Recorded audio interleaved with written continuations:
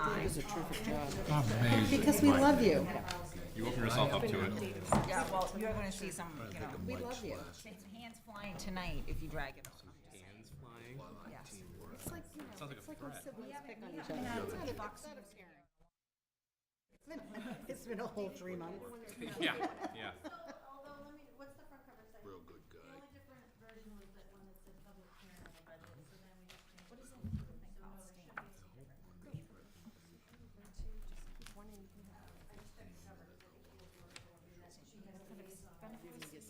You're welcome to the other one. Oh, statement of benefits, yeah, but that doesn't know what we have left, that tells you what is covered. I like this one. No, but it also has, if you have a different.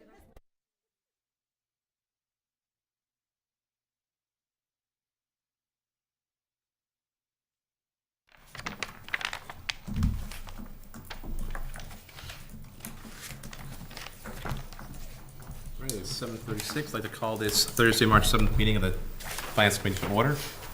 Tonight will be broadcast on Chelmsford Telemedia and recorded for future viewing. If anyone else in the audience is recording, please let us know now. Hearing none, we'll be following the published and posted agenda tonight. First on the agenda is approval of minutes, February 28th. Has everyone had a chance to review them? Yes. Do you have a motion? I'd like to make a motion that we accept the minutes of February 28th as presented. I'll second. Any discussion?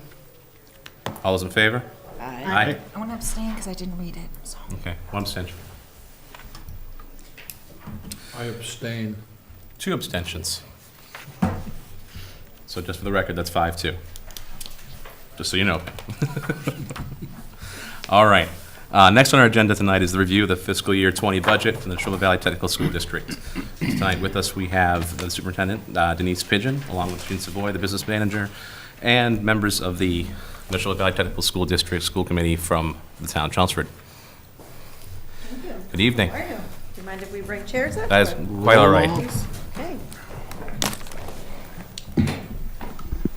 So everybody should have 2 handouts at your seats. You got a copy of the book that had been emailed to you in advance, as well as the total expense budget at a glance, the 1-page document. First, I want to say thank you to those of you who were able to come to our not our legislative breakfast, our town officials breakfast. We had 2 very big breakfasts all in the same week, so we've been busy. But thank you. I know Mr. Gosselin was there, as well as many of your town officials were there as well, where we did give a lengthy presentation on the budget. And then I also want to thank the liaisons for coming in February. I did have the opportunity with Lawrence and Dawn and Jean to meet with the 3 liaisons. And we spent quite some time reviewing and going over questions as well. So thank you. I know after that meeting we talked about, I was going to try to not be so long-winded. I get excited, and tonight I will still share some exciting things about kids, because otherwise it's what I do. I can't help myself. But back to our PowerPoint. So you have the book. The PowerPoint will sort of mirror what I'm talking about, so I'll reference back and forth. But again, I have with me today, we have Dawn Ayer, who's been on our school committee for quite some time, also serves on our budget subcommittee, also serves on our warrant subcommittee, also serves on our curriculum and negotiations. Dawn spends a lot of time with us. Same with Lawrence McDonald, both here with us this evening, so thank you. And as you know, Jean, our business manager. So again, I always like to just review. First thing I want to say is we are proud to be your other public high school. And I think it's very important to say that. And actually, it was last year at one of our town meetings where I was really caught off guard. This was not in Chelmsford. Don't need to name the town. But a member from the public actually said something along the lines of referencing us as like a different kind of a school. And it really made me realize that a lot of members of the public don't realize we are your other public school district. So I want to make sure everybody knows that. You know, we're not an outsider. We're not a charter school. We are a public high school created by the town of Chelmsford, one of our 4 original members of the district. And I want to make sure everybody knows that. We did get a nice new map updated that looks much prettier and fancier thanks to the students. But I want to take a couple of minutes. In the budget book that you have, and we're not going to go through the whole budget book, but in the budget book on pages 11 through 13, I like to go a year back and talk about all of the great things that our students have done. I just want to point out some highlights right here in Chelmsford.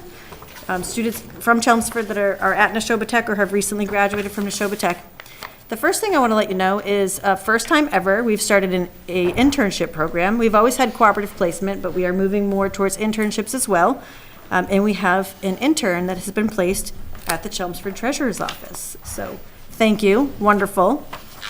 Taylor McClellan, and she's very eager to learn. I heard it's going well. We also have 3 students who actually have designed the ad campaign that you might have seen on TV lately through the Department of Education. There's an Amazing Educators commercial that's been out there. There's the map of Massachusetts with a star on it. Our students designed that and had the opportunity to go into Malden and present to the Commissioner on Education. It was amazing. And that's Adam Kabasti, Caitlin McMaster, and Shelby O'Rourke. Taste of Nashoba, we always compete. It's a big culinary event, and we had a first place win from a team of students in Best Dessert and Presentation. One of those team members, Shannon Benoit from Chelmsford, so another great win. Same with the team that went to Taste of Middlesex. Jason Ducharme, who's from Chelmsford, was on that team. They won first place in Best Dessert and second place in Best Presentation. They're competing against major restaurants, so this is a big deal. It's a big deal. That's great. You might have seen on Channel 5 over the summer, we had a team of students that participated in the Boston's Eco Carpentry Challenge, where they drop off all sorts of old, used furniture. And the carpentry students and engineering students, they work together to say, what can I turn this furniture into? So we can recycle or upcycle, they refer to it as. And they took a whole bunch of old furniture and they designed a bunk bed with a slide, and they wanted to give it some real heart. So they called our daycare center and said, are there any kids over there? Well, as it turns out, one of the students in our daycare center was a Syrian refugee, and they built the bunk bed for that child. It was so amazing and heartwarming. They won first place, obviously. So wonderful. And then they took the money they won and they gave it to the family. So just great kids. Tyler Alden, Chelmsford student, part of that team. So another proud moment. Skills USA, I know you're aware of what it is, where we compete in our technical programs, which is who we are, what we're about. A lot of wins from Chelmsford. First place in digital cinema, Shelby O'Rourke. Second place in Cosmo, Catherine Martin. Third place in robotics, Justin DeBeaucourt. Basics of Healthcare, Grace McConnell.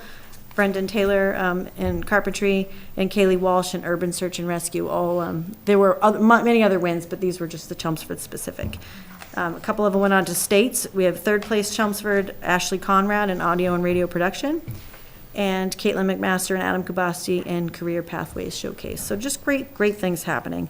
A couple of wins in DECA for our Chelmsford students at Nashoba as well. Devin Cassette and Katrina Troca, 6th and 7th place in DECA in their category. So just a lot of great things happening.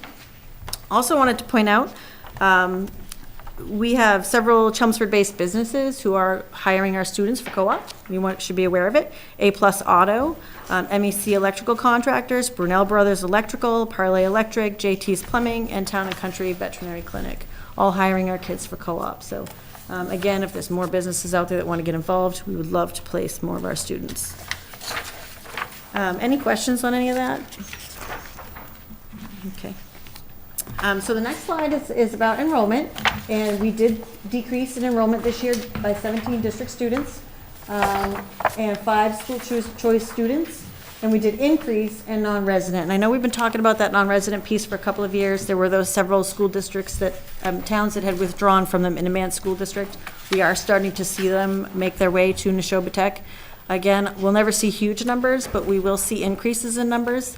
Some of those school districts this year have actually asked us to come and do presentations, so we have started that process. Acton, Boxborough, Carlisle, we've had students from Sudbury, so we are seeing students that don't have access to another regional vocational school seeking out Nashoba Tech as an opportunity. The next slide is more specific. So Chelmsford did have a drop this year of 12 students, which I think I had mentioned at the tri-board meeting when we met. So this should not be new information. I know it's always a question on PGs, so it's 6 PGs. I believe we had talked about 6 PGs. Been high in some years, been as low as 1 in other years. What is your total number? Because I did an actual chart on the cost of Chelmsford postgraduate program. Okay. What do you, I didn't know, all I knew was that we had 6. I didn't know how many other students you had enrolled in that. And as postgrads? Postgrad, for other towns. I don't have the number with me, but I can get that for you. Total, we're usually around 20, but I can pull that number for you. Okay, well, anyway, I just did an example, Okay, to show how that, well, I'll speak to it when you're done. okay. The postgrads, Postgrads. but the postgrads, they don't displace an undergrad student. They take It's this, not about displacement. It's about that they're added to the total enrollment. I brought this up numerous years, so I just did some numbers to speak to my point. Okay. Because we're paying for them, where the students can pay the community rate tuition. But I don't want to interrupt, so go ahead. Okay, we can get back to that. The next couple of slides, I'll speak to some of the data that's in your book on pages 9 and 10. And that is just our overall special populations. I did want to point out that although enrollment has declined slightly, some of our special populations have been increasing. Our students with special needs, my apologies for not switching the slide. Students with special needs were at about 38.4%, which is much higher than the state average of 17.7%. We have also seen an increase of students in high need. We're over the 50% mark of high need students. So I know that's a question that comes up where we are decreasing, but the needs of our students are increasing. School district accountability, just to point out some of the basics, we are still doing well. Attendance, graduation rates, dropout rate, Mass Corps doing well in all of those areas. As you know, the state is completely changing the accountability system. We're all going through that process right now of understanding what the new system will look like. So some of this data will look different next year. And graduate study follow-up, we do this every year. Again, doing very well that our students are placed positively after they graduate from high school. Sharing the good news, again, we continue to be aggressive with grants. After we met last, I believe we received the dental and health grant. I don't believe we had received it prior to coming to this board meeting last year. So we were thrilled to get another grant. We're actually in the process of implementing that now. We're doing a bit of a hybrid model with implementing the grant and the students are doing the work. Really excited about this. So the students in carpentry, plumbing, and electrical are actually they're moving walls, they're moving some plumbing, and the grant's going to pay for all of the equipment. So it's very exciting when it's done. I hope you come by and take a look. Community service projects, I always give this a plug. Again, keep us in mind. This is recent capital projects. This, again, some of the work was done in-house with the students, but this is the new area for veterinary assisting. And the room on the right is actually the grooming facility that we installed. So we hope to be opening that to the public soon. So if you want to have your pets come by for some grooming. Last year we talked about our facilities assessment, and that is, we knew we needed to go out with an expert. Our building is getting old. Our building project is nearing 20 years. We had some pretty significant needs that were happening. I think I talked to you last year about some boiler woes that we had. So we did go out with an expert. That final report is still not quite published because we had to dig deeper into a fire protection system issue that we were having. We did get the final results on that, which will then be worked into our facilities assessment. And that report, we hope, will be actually published next month. And that will help us do capital planning moving forward for like the next 5, 10, 15 years to keep our building running strong. In the current FY20 budget that we are looking at, we have earmarked some server replacements, some safety upgrades, and some flooring and painting. We're having tile issues in a lot of the classrooms where the tiles are starting to pop. And it seems to just be happening all at once throughout the building. Again, all tiles that were installed during the project. This slide is the broad strokes overview of the budget, but for you, if you turn to your handout, we'll look at the handout. It just doesn't fit on one slide. So that's the broad overview. This is what we'll speak to at this point. So when we built the FY20 budget, we did work really hard to make sure we were putting a budget together that was reasonable, would meet the needs of our students. We had to make some tough decisions.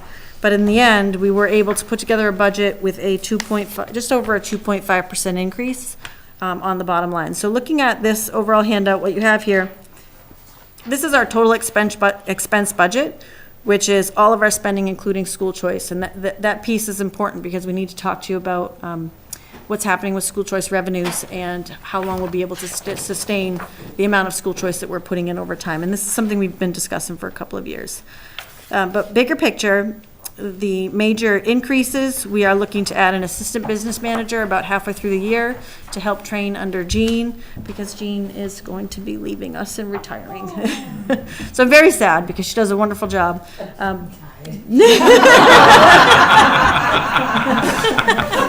But she's done a great job. She's done a really great job. So we'll be working on a transition plan. We know that it's important to have a very strong transition plan, especially in that office. We did have someone move on in administration, and we were able to sort of rework some responsibilities, so we did reduce one position on the admin team. We will be adding some hours for a social worker. We actually added mid-year this year some social worker hours through a grant due to some need that we had in the building, and we see that need increasing, so we are increasing the hours in that area. Other contract adjustments, with a nurse, we had some contract adjustments we had to work in there. The bus contract, I know we talked about this last year. This is actually an area that's statewide being discussed. We held the Massachusetts Regional Schools Legislative Breakfast last week, and all of the regional schools are talking about how the bus contracts are a major issue, and it's probably true for Chelmsford as well. With one bid, it's an issue. We had the other areas of major increase, Middlesex County assessment. I think it's the same that you're seeing for the town of Chelmsford as well. We're given the chart of what we have to pay, and that's an increase that we really can't control. Yes, Lawrence? Aren't we down 2 teachers also? Yes, so we can circle back to that. This budget does reflect a reduction of one technical teacher that we've chosen not to replace that did leave in the middle of the year, and one academic position, as well as the restructuring of the administrative position. So overall, bigger picture, just over a 2.5% increase in the budget. On the student security line, is that what I mean? There's increase of 28.3%? So, and next to it, it says function code change. So, the chart of accounts with DESI are constantly being updated. So it wasn't a different line, it had to be moved to a different line to be Okay. properly coded. And then it makes it look, in that 1 year when you recode, that it makes it look like there's a large increase. We haven't changed anything in terms of, we have a contract with a Right. security company that works the front desk. Same So deal. you got rid of a line and merged it with the student security line? Yes, Okay. Thank you. On the bus contract, yes. so that's a significant difference, 18.9%. But also, what's the status of the reimbursement from the state? for Oh, that's a transportation? great point, thank you. So level funded again, which means less money for every school, because when you level fund and you spread it even further, because there's more schools that are tapping into that pool, it's a major issue. So MARS, again, Massachusetts Association of Regional Schools, that organization, I was recently appointed to that board, and we have worked to put together a document that we've used to advocate at the state level for more funding for regional transportation, because if we get more funding for regional transportation for reimbursement, that's obviously less cost to the towns. So we're working on that. That's one of the highest priorities. At the breakfast, we had Senator Barrett was there, Representative Gouveia, Senator Kennedy, trying to think of who else, Donahue, not Donahue, Eldridge, Benson, Yeah. and quite a few folks there, and we put it on the table as a big concern along with the bus contracts. And they've assured us that they're actually looking at both the issue with the bus contracts and regional transportation reimbursement. As you well know, a regional district can't charge for transportation at all. Right. Because the regional district's supposed to get reimbursed. Well, it's in some ways the worst of both, because you can't charge and aren't really getting reimbursed. Senator Ann Goby said that what they might actually look to try to do is to change the language in the legislation, which actually says it shall be reimbursed with, subject to appropriation. appropriation. So they're looking to actually try to remove the language of subject to appropriation so that it's mandatory that they give us the 100% reimbursement. Wow, that'd be huge. It would be wonderful. So again, I think, With that. well, I have to say, you know, you said good luck with that, but I think really it's a good luck with that. It should be all of us working together on that, because in the end, it helps all of us, and in the end, it helps us to provide a stronger education for the children. So I appreciate your help with that. And if any of you are interested in state level advocacy, we have a document that we've put together from MAVA, which is the Massachusetts Association of Vocational Administrators Board, the Regional Schools Board, and then MASS, which has the umbrella of Chelmsford Public Schools as well. And we all have our advocacy documents for state funding for education. And if we're all saying the same thing to our senators and representatives, this is the year for this. In education, this is the year. If we can advocate this year, we might actually see change. But if we don't say what we need, we're not going to get anything. So anyway, I'll get off my tirade on that. Sorry.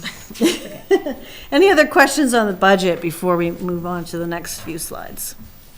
Where, did you include the, or did you not include, usually do that little slide where you show, like how much you're offsetting the I have. contributions by? Is that Yes, in yeah, the that book? is in here. So in your book, it's page 27. And on the slide, it's the next one. Yes. So in terms of the offset for this year, last year, as you know, we put in 1.4 million from school choice. We can't continue in that direction for much longer. We are recommending this year to still put just over 1 million in school choice, but we have to continue to make that correction over the next couple of years. So working to control costs along with increasing the town share, because in the end, we need to get to the money that comes in for school choice is the money that should be going out for school choice, which would be about $350,000 a year. We don't want to make that correction in 1 year. We are trying to make that correction over a couple of years, and that was something that we did discuss at the town officials breakfast. So I'm not sure, Kathy, if that's what you were referring to? Yeah, I just Okay. wanted to look at that, and also your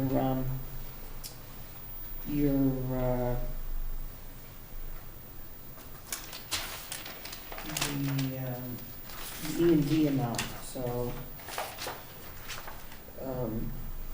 so last year, school choice was $1.4 million, this year it's gonna be $1 million approximately, so Approximately, right. 400,000. Yep. Our goal is to get to where we spend the 300 to 350 we get in is what we'll be spending out. Be spending out, right. And if we don't take it at an adjustment level, all of a It'll be sudden, 1 1 year year, you're when- gonna get right, $1 million. right. Do you want $1 million in 1 year, or can we adjust it over a period of time so it gets to 350, 350? Which is what we're trying to do. So what is your school choice, so you're slowly eroding down? We the have balance, been, yes, With the yes. idea that it's gonna Eventually eventually be equal. the 300, yeah, okay. That's the goal. But it's not bottomless. Yeah, it's not bottomless, because That's the eventually, at this rate, it's gone. And then you get a hit for $1 million. Right. Then, in the next slide, what that shows you is how much money is coming in, how much money is being taken in through the member assessments. So if you look at total member assessment, 9,427,444. When we go to the next slide, you'll see how that breaks down by the town's funding of the budget. So the bottom line number matches on this slide, you can see. And then what this shows is the town's minimum contribution, the additional assessment, transportation assessment, capital assessment, debt, and how it plays itself out in terms of enrollment to make up that 9 million. So you can see that number.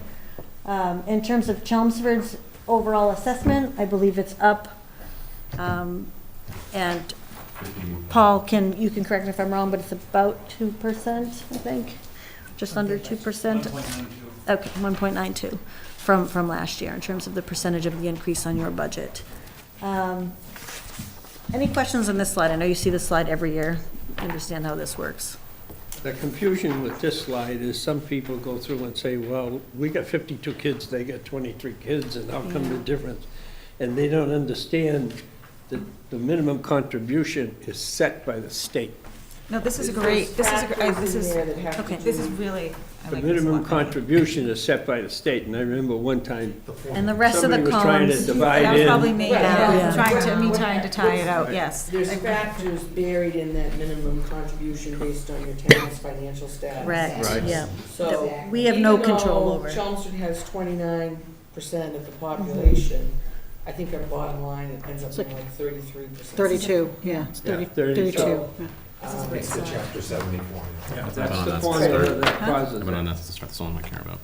But the other columns, the transportation, the additional assessment, Those are all Those are- factored straight on enrollment. the straight on the 29%. Right on Correct. the- Yep. But our enrollment is factored in that 29%. I mean, The our 2.5. 2,000,005 contribution there, our enrollment is a factor in that as well. Yes, it as- is a factor, It's yes. the leading factor, and then you go to the chapter 70 formula based on the town's finances. Correct. Yeah. Yep. Because we were 30.18 last year of the total budget. Now we're 29, so we've gone Right. down 1.07%, but we've also gone down 6% in enrollment from Chelmsford. Right. And my From point Chelmsford, okay. on, When not you're to comparing the two. digress, but my point on the postgraduate is, and I made a little sheet which I passed around, there should be a copy. Is there a copy for us? Yeah, there is a copy at the I end. give you mine, but I wrote on it, but, yeah. There was enough She can have mine, I just, for you to have. they're just flying everywhere. Throw the papers at me. Basically, Pass that one down? if you subtracted, I mean, I didn't know about anyone else being in the postgraduate program from other towns. All I knew is that we had 6 students in it, which 6 students is 3% of our total enrollment is in the postgraduate. But basically, I'm just trying to just give an example, and I'm not saying that this is accurate. I'm just just an example of how postgraduate students increase our enrollment percentage and cost the town of Chelmsford money in every one of those categories, the financial implications of that. So if, basically what I did was, so say Chelmsford only had 180 students, and the enrollment, your total enrollment went down by 6 students, that would basically change us to a 28%. And this chart shows what a 1% differential in our enrollment would cost us.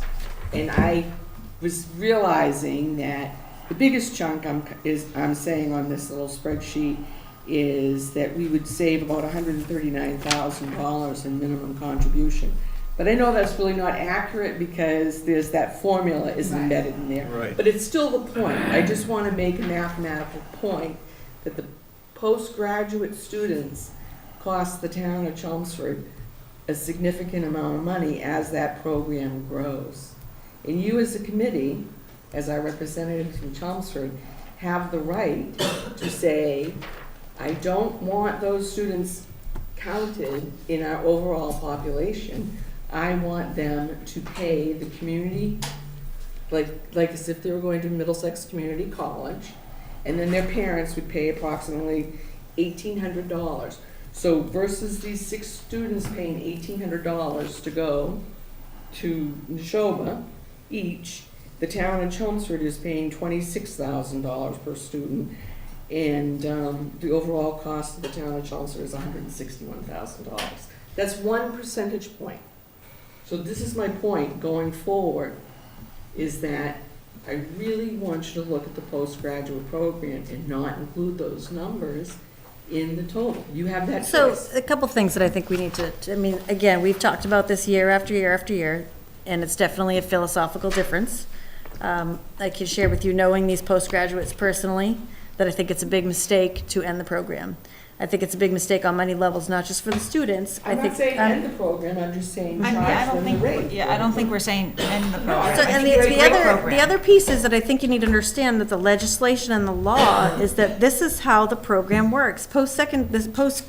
Postgraduate program, The this law is, says Hold on, very let, clearly, okay, yeah, go let her ahead. finish. the law says unless I charge more, Right. more than the Kathy, local, Kathy, more than the local community college, they count in foundation enrollment. That is the legislation. When technical schools were created, if you go back to 1965, when the people from Chelmsford who came together and said, you know what?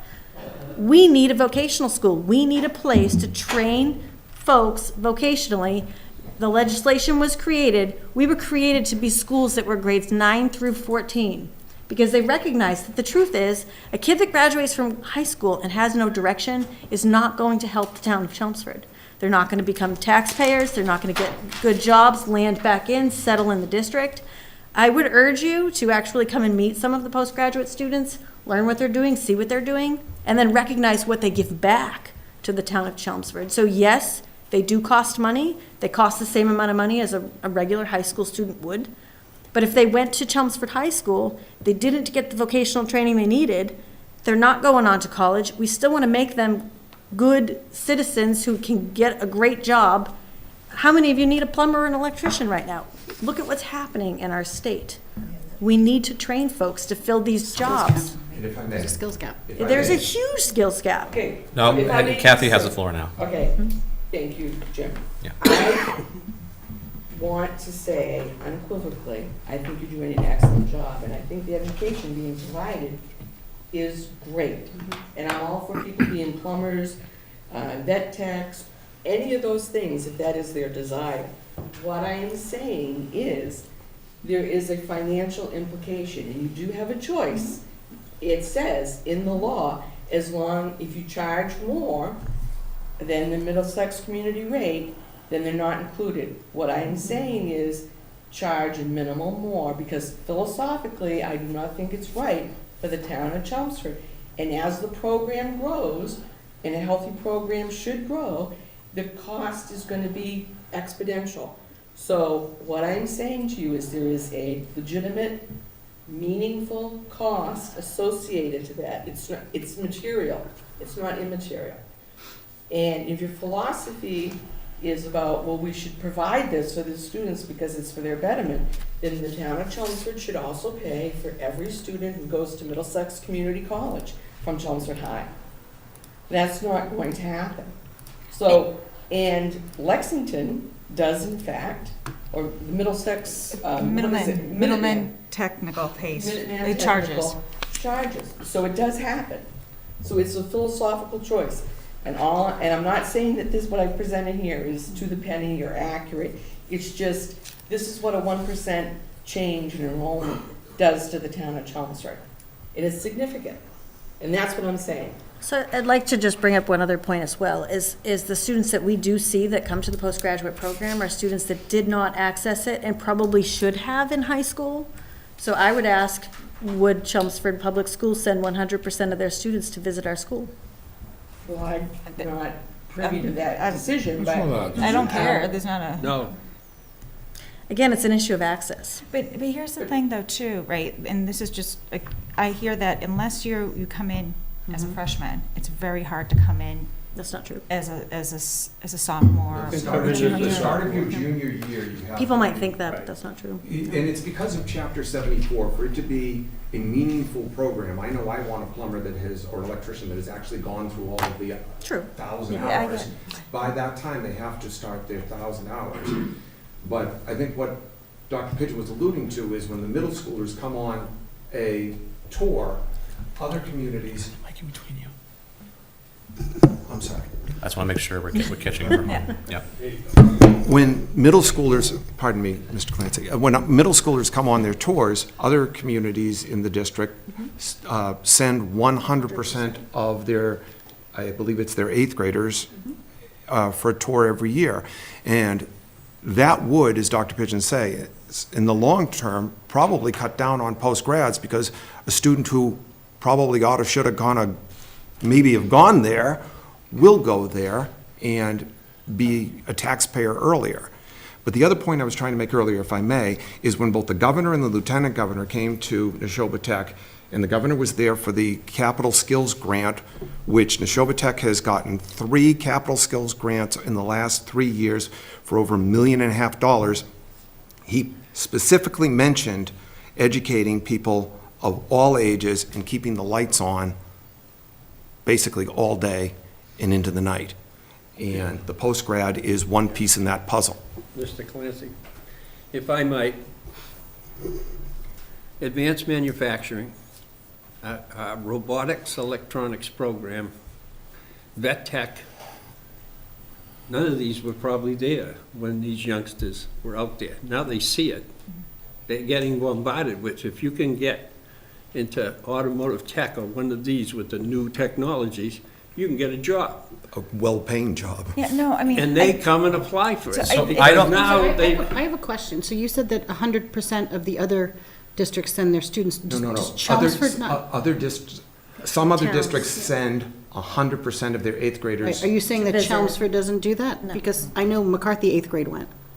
They're given the option to come. Yeah. So we've come a long way. But it's a field, I mean, I want to back up, so. It's not really an in- option, though, 'cause In Chelmsford, there's been a long history of this. Dr. Lang has been wonderful. I want to let you know, our relationship has been wonderful. He has been an absolute pleasure to work with. Historically, there were years, I was not a superintendent at the time, I don't even think I was principal at the time, but there was a time that Nashoba Tech was cut off from having students come and visit the school. To be quite frank, our numbers actually increased. In fact, if I do out the math correctly, and Kathy, I will do this, our post-grad numbers went even higher. But there was a time, it was a long time ago, different superintendent, when the students were not allowed to visit Nashoba Tech. That was an access issue. but- Now they visit Can I speak the. to that point, because I actually happened to be a member of the school committee at the time, and it was not that people were prohibited from going to Nashoba Tech. There was going to be a visiting day, but it wasn't a blanket, every single eighth grader went. So it's not that there was a prohibition. having. And then it went to a half day when school was not in session. I think we're relitigating old Currently, wounds right here, now- quite frankly, on both sides. As we Just do. finish an old wound. So I mean, currently, right now, it's like a field trip, because the parents have to sign a permission form. Correct. And, now, I mean, I know my eighth grader didn't go because she took that same day to go visit the parochial school she's going to next year. So she wouldn't miss any school. However, I was concerned that there weren't having kids visit in seventh grade. Because usually by eighth grade, kids are, at that point in eighth grade, and we're talking November, mid-November, by that point, kids have already thought about next year. Would it be worthwhile to reach out to the seventh grade? Absolutely. I would agree. I mean, get them looking at it and Absolutely. thinking about it before their We minds have have been sixth already made graders up. that come to our open house. Like, I have, like, on the flip side. Yeah, but that's parent-driven. I'm thinking just to pique their interest. But I hear from even a lot of other parents in other districts, not just the Nashoba area, that if you don't, and, eighth grade, seventh, eighth grade, the kids are young. Parents don't know, right? I mean, my kids don't know what they want to be, right? But usually by the time they're hitting maybe 10th grade is when that interest, they go that freshman year. And I know a lot of people who've, even into the Lowell Vogue, like, you can't get in. Well, You can't they're get in. oversubscribed. Yeah, and so, like, I would, There are freshmen who can't get in. yeah, and so, it's not just the eighth grade, it's just making sure that and I've heard across the, the state, getting into vocational school after, if you don't hit that ninth grade, it is very difficult. And So I'm glad to hear the that you piece- guys are open And the reason I bring it up is because post-grad exists because of open seats. If we had no open seats, there would be no post-grad program. Post-grads are meant for open seats in the high school program. If we had more high school students coming, it wouldn't be open seats. And is it shop by shop? It is. Okay, so Yes. it's not overall No. the No, building? Okay. Shop by Yeah. shop. Like right now, there is no In the space shop. in our electrical Yeah. program. We are jam-packed, Because which they- is wonderful for the They have industry. their academics already. They either have a GED or a high school diploma, so. But, just out of respect, Kathy and I, this is not personal. We've talked about this a long time. We know it's not personal, it's philosophical. I've heard your point. I've shared your point with our board. I understand what you're saying. Yes, if we charge more than Middlesex Community College, then we don't have to count them in the foundation enrollment. But I would say, as a parent, if I'm picking between two programs and one costs more, one costs less, I know what I'm going to pick. But again, that is my personal opinion. We personally, and I will say I am included in this, just feel that it would be a real disservice in the long run to the town of Chelmsford. When you run the numbers and you look at the numbers, and I can go through and help to narrow this down and fine tune this with actuals. So- But at the end of the day, what are we getting out of a postgrad? We're taking a young person, we're training them, we're filling a job that needs to be filled, we're providing workers. I know in Chelmsford, you have a goal to bring in business. You have a goal to bring in good business. The first question they're gonna ask you, where's the pipeline for workers? Well, that postgraduate program, along with our day school program, is enticing for that business, especially manufacturing companies. Electrical, plumbing, contractors in general are in desperate need of workers, desperate. And I don't think anyone's arguing that Yeah. point, but I think we're talking, your overall enrollment this year, is it up or down? It's down. It's down. So you're filling spots that are, I just heard, you're filling spots that are currently vacant with postgraduate. And by not charging slightly more than the community college rate, you're filling them and you're funding it with the town contribution. Correct. So Which is the. that's legislation. concerning, because your overall enrollment's down. Just from Chelmsford, your enrollment's down 12 students, which is 6%. So the concern is that trend, is where are we going? If your enrollment continues to go down and you continue to fill those slots with postgraduate for slightly less than what the postgraduate's paying nothing. But if it was slightly more than Middlesex Community College, there are other technical schools that are doing it, and I'm told that they're, quote, filled to the There's gills. one other, the other Well- technical schools do not do it. Ask the Greater Lowell there's does not. several that do not. Yeah. But is Greater Lowell's enrollment up or down? They're oversubscribed, They're as Mr. Rios said. So but they're maxed out, so they really can't. They have They're not waiting fill, lists. they're not filling those empty spaces. There are no empty spaces to fill. That is correct. So in actuality, I mean, Kathy's numbers aren't that off. It's something that we need to, I think, revisit each year, because it's a concern going forward. If the enrollment keeps going down, if we're filling it with postgraduate students and the town's footing the bill, even though our enrollment is going down, our percentage of the total budget's going down, we're still seeing an increase in our contribution each year. And although we should see a regular increase, it's still an increase, even though we had a decrease in overall enrollment. And it's being filled with postgraduate students that could be paying a small amount for that education, but instead are not paying anything. The town's footing the bill. And that I think is the concern. I understand it's philosophical, but for us, it's budgetary. It's a financial concern. And I think that's why we keep coming back to it. I don't think, There are some other Can I make a pieces. comment? certainly. Thank you. It just, what I hear is your position is your position, you're not going to change it. That's what I hear. And we've expressed, or several people have expressed concern about this, because we are the finance committee of the town of Chelmsford. Okay, and the issue is one of us paying more than perhaps we think is fair. I don't think this can go on forever before it has to get resolved once and for all, so we don't talk about it, right? I mean, what good But is to it be to quite talk frank, about it when every you have a year? philosophical difference, we'll talk about it every year. So one side's gonna have to have their philosophy agreed upon, or we're gonna talk about this every single But year. you have an But the- option. the other- We've discussed an option. Here's the thing, As- Chelmsford is the only town that has an issue with this. Well, Well- Other I'll be towns happy do to not. contact the other finance committees and give them my example. Right. But, I don't know what I know you've shared this with me in the past, and you say your overall is 20, and which towns they come from. So Chelmsford has the biggest enrollment, so we're paying the biggest share anyway, so. Chelmsford is the biggest enrollment of the regular students also. Right, that's what I'm saying, we have the biggest enrollment, so. I don't think we have a problem with that, quite No, frankly. we're happy for that. I'm happy for that. They're getting a good education. I don't want this tainted in any way, shape, or form, that I'm happy with what's happening. I'm happy there are students to go there and have that opportunity. I'm just saying, I don't think the town of Chelmsford should pay for the postgraduates. It's more than philosophy, it's the bottom line for me at this position. So that's only why I did the example, so we could visualize what I'm saying about, because I think I say my opinion about, this is gonna be significant, and other, and then like, oh yeah, okay. So that's why I did the example, that's all. But it is an issue for me. as a member of the finance. And to your point about paying for postgrad, I mean, I would wish we could pay for any student that goes postgraduate, right? Whether it's Middlesex Community College or, and that, I mean, I would love it, absolutely love to be able philosophically You to do encourage that, but there isn't the funds for it. Like, we don't have So that. legally, many children, you are required to pay for their education until they are 21, or And 22. we do that. And by the way, the overall population of the school on a 5-year average is right about where it is right now.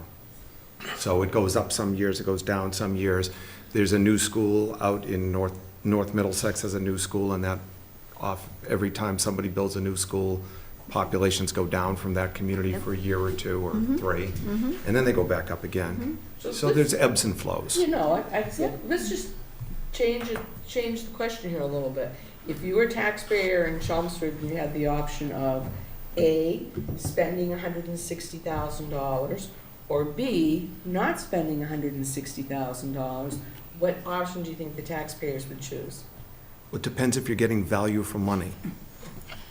Okay. It's just, Right. it's not, I'm just going to take $160,000 and throw it out the Business window. community. It's value for money.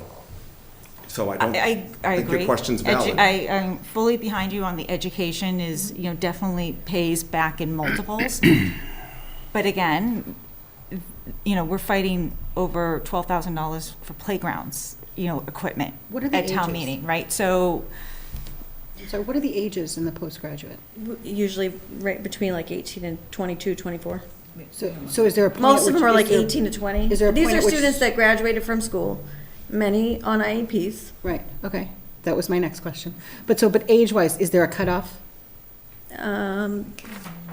Technically, no, but we don't encourage them to be older because they have to integrate into the high school population. So you wouldn't want to have somebody in their mid-20s sitting in the cafeteria with high school students. So no, it doesn't happen. Okay. The students that we would look for to the program are the seniors that graduate from high school, who maybe needed to focus on their academics and are now at Nashoba Tech learning a skill.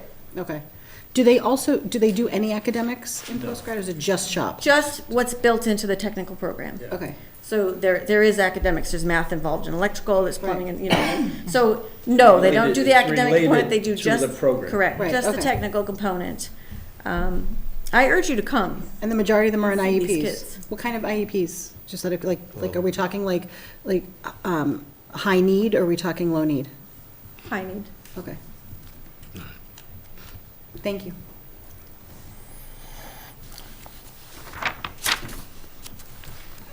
More questions?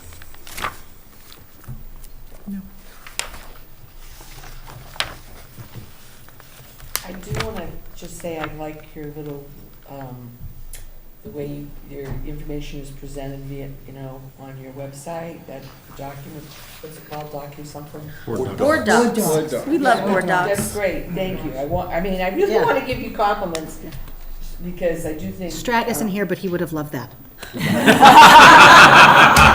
He's probably home watching. He is, and he would have loved it. He would have absolutely loved the access. Well, it actually comes from, we're taking the feedback of, you want more access, you want more transparency. And we appreciate We're that. trying to find practical ways to do it, and actually, board docs is also a huge labor saver. Oh, I bet, yeah. And paper. the other night on our cable TV was our meeting where we had our treasurer in, and as trying to get out as much as we can. There's a meeting of that, which was our treasurer's report. Yes. There's another meeting of the Town officials. town breakfast. officials' breakfast where the presentation was made. And there's one more. What's the other one? The night we voted on the budget? Yes. the Yes, I budget believe the presentation. night that the entire That's up on board the- yeah. voted on the budget. The Yeah. treasurer and the auditor were the same Right. evening. I should remember that one first. no, I think you guys, I mean, I love the budget, how it's evolved I had over a- the years. It's done a phenomenal job, so I appreciate all the information. I just had a couple of questions. So as Jim mentioned, enrollment is down. So then you mentioned like the electrical is filled to the gills, right? Yes. So is there, how do you look at the shops and decide, okay, listen, it's like 3 people in this. At what point do you say we're not going to offer this anymore? We do that every year. Yeah. We have to make those tough decisions every year. And So what some happens of to the our- kids that are in those shops? By law, you can't close them immediately. You have you to just phase don't them allow out. any Correct, new- you have to okay. phase them out. There's a whole process that the Department of Ed makes us do. Okay. And they watch that as well. So, in electrical, for example, it's a large program, we have 3 teachers. In other programs, we have just 1 teacher. So we watch that every year and we make those difficult decisions. Yeah, and then if you were to close one shop because another one's booming, would you add a teacher to that one so you can? If we had to. Bring more kids into that? If we had to, right. So we staff to the appropriate level of what you need in those different programs. And we watch the labor market, so it's all based on labor market. Right now, we were thrilled that the freshman class, there was a huge interest in electrical.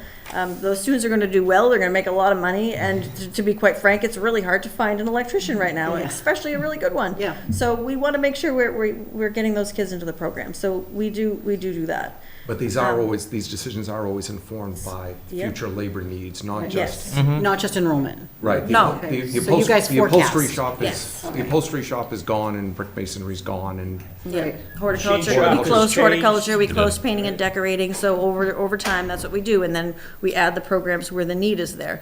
To be quite frank, would have been quite sad to see our machine tool technology program close. The enrollment was declining in there, but it's because the equipment was so old. It was not up to where it needed to be, so students weren't interested in it because it was a really old type shop. Now it's actually modern, it's advanced manufacturing, the new buzzword everybody knows, but again, now we're starting to increase the enrollment in there because students are seeing it as a viable option, and that the industry is in desperate need And for those those are, workers. those are good paying jobs. Very Oh, good. yeah. So the teacher that was reduced, was that an example? Carpentry, yeah, it's a Okay, perfect that was my example. yeah. We had a big boom in carpentry a few years ago. We added an extra staff member. The enrollment did decline. Mm-hmm. I had the teacher moved on, and we chose not to refill. So yes, it's a Okay. perfect example. Okay. I do want to point out, the staff has stabilized to a point where they're not leaving. So you don't have high turnover? No Not high anymore. turnover. No, not anymore. Very Right, well. somebody takes a job near where they live, out the other side of Worcester.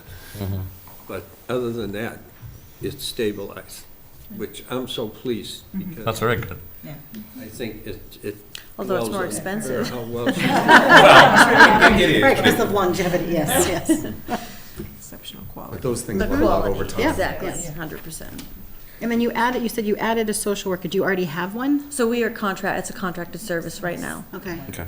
So we chose not to add them as a staff member at this point, and for that particular reason, there is a need right now, so we have it for a certain number of hours per week to meet IEP needs.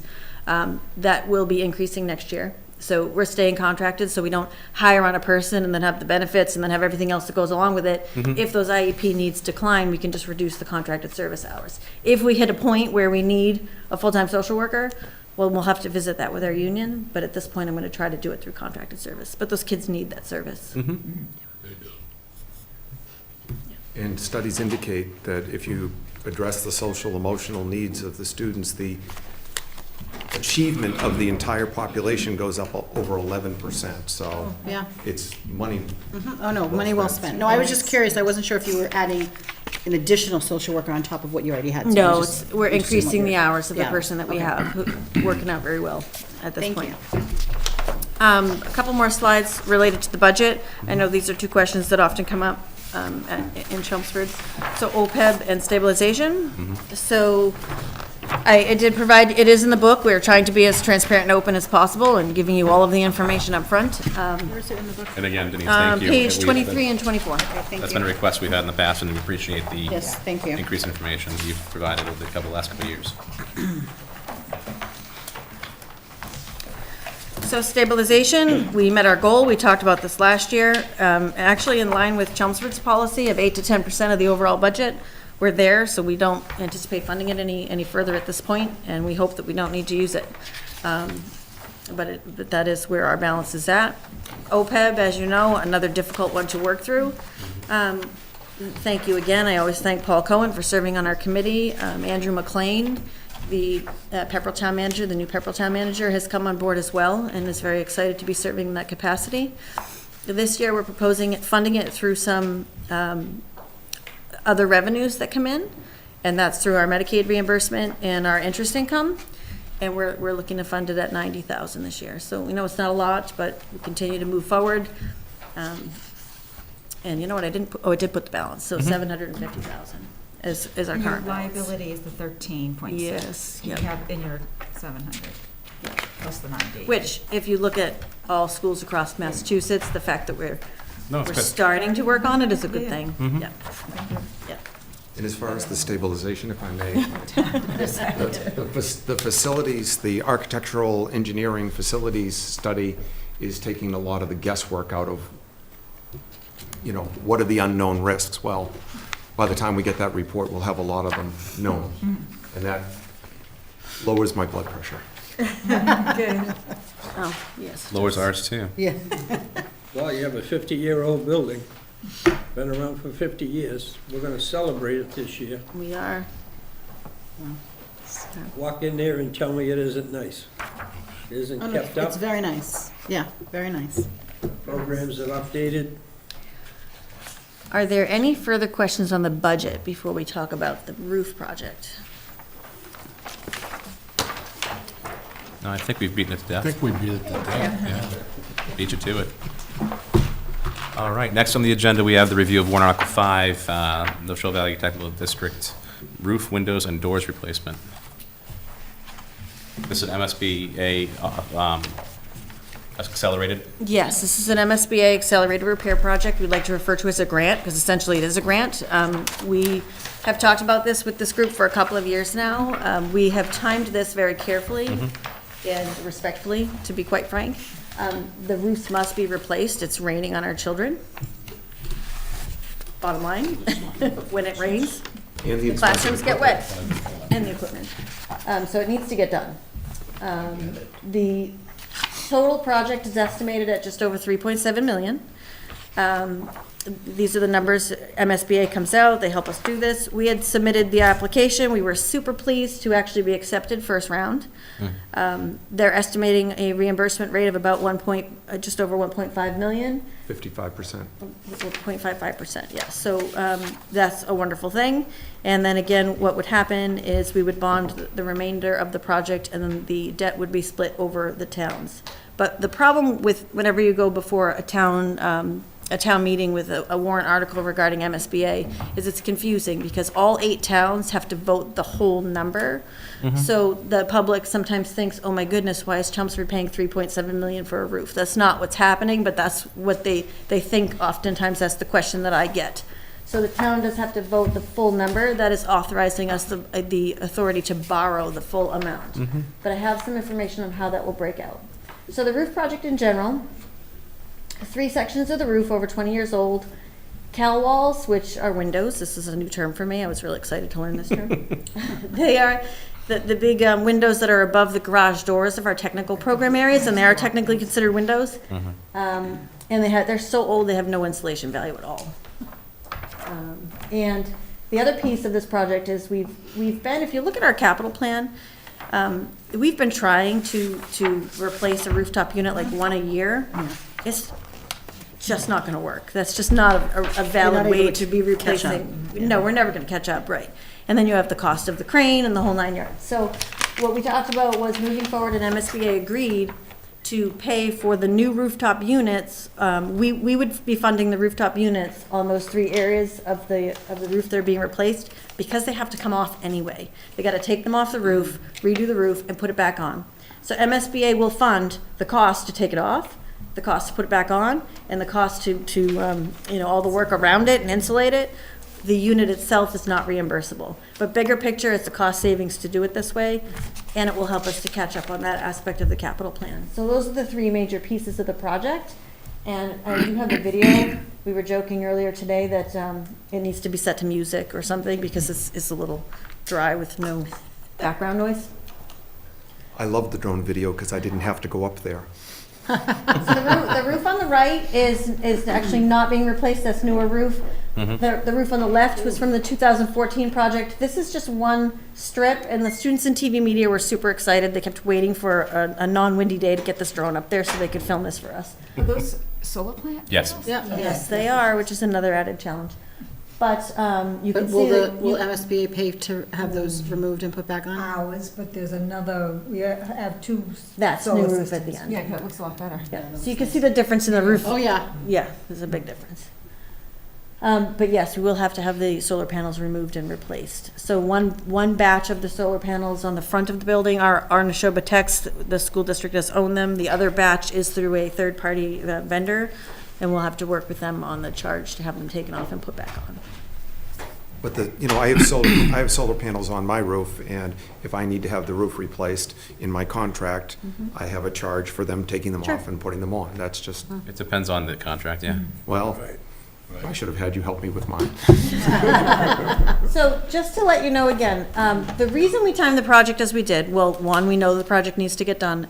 Two, the FY20 budget is the final payment on the 2014 roof project. So we tried to time it so that debt would be coming off the same exact time debt would be going on, so that it would cause minimal disruption in the overall assessment to the town. So we worked really hard to do that, and we were very pleased that when we submitted the MSB application, it was accepted in the timeline that we were hoping that it would be, so that it would work out, in fact, this way.